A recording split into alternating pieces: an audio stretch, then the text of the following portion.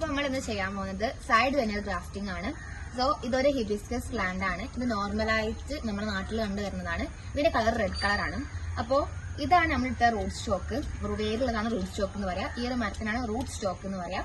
അപ്പൊ ഇതിന്റെ ഈ ഒരു ബ്രാഞ്ച് ഏകദേശം പെൻസിലിന്റെ അത്ര വണ്ണം ഉള്ളതാണ്. അപ്പോ ഈ ഒരു ബ്രാഞ്ചിന്റെയാണ് നമ്മൾ റൂട്ട് സ്റ്റോക്ക് ആയി സെലക്ട് ചെയ്തിരുന്നത്. അപ്പൊ ഇതിന്റെ നമ്മൾ എന്ത് ചെയ്യാം, ആദ്യം കട്ട് ചെയ്യാം. ഫോക്കസ് ചെയ്താ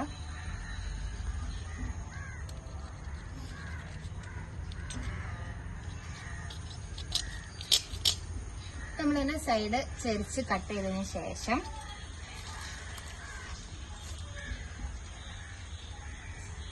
സ്റ്റോപ്പ് ചെയ്യും. എന്നിട്ട് സൈഡ് നമ്മൾ എന്ത് ചെയ്യാം, ചെരിച്ച് കട്ട് ചെയ്യാം. ജസ്റ്റ് അങ്ങനെ ചെരിച്ചിട്ട്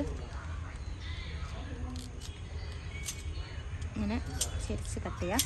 സ്റ്റെറിലൈസ് ചെയ്ത കത്തി വേണം യൂസ് ചെയ്യാൻ. സാനിറ്റൈസേഴ്സ് യൂസ് ചെയ്യാം. ഞാൻ സ്റ്റെറിലൈസ് ചെയ്ത് വെച്ചതാണ്. ഇതാണ് ഇതിന്റെ കാമ്പിയം ലെയർ.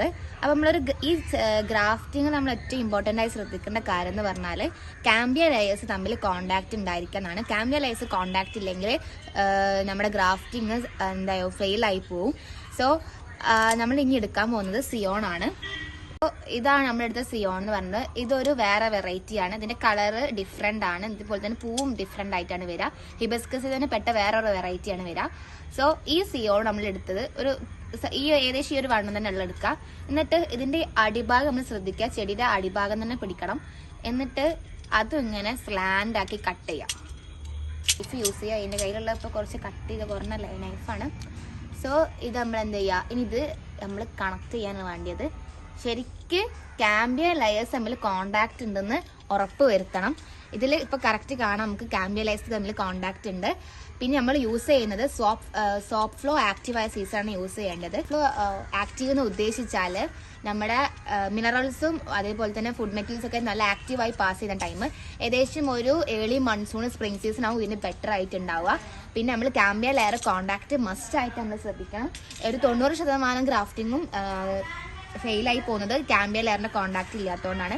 ഇത് ഗ്രാഫ്റ്റിംഗ് ടാപ്പാണ്. ഇത് നമ്മൾ ഇതിന്മേ വെച്ചിട്ട് നല്ലോണം വലിഞ്ഞ് കറക്റ്റായിട്ട് കവർ ചെയ്ത് കൊടുക്കുക. നല്ല ഹ്യൂമിഡിറ്റി വേണം നമുക്കിതിന്. ആ മോയ്സ്ചർ കണ്ടന്റ് നിലനിർത്തിക്കൊണ്ടിരിക്കണം. കാമ്പിയം ലെയേഴ്സ് കോണ്ടാക്ട് നമ്മൾ മസ്റ്റായി ശ്രദ്ധിക്കണം. നമ്മൾ എവിടെ കോമ്പറ്റീഷന് പോവുകയാണെങ്കിലും കാമ്പിയം ലെയേഴ്സ് കോണ്ടാക്ട് ഉണ്ടെന്നുള്ള കാര്യം നമ്മൾ പറയണം.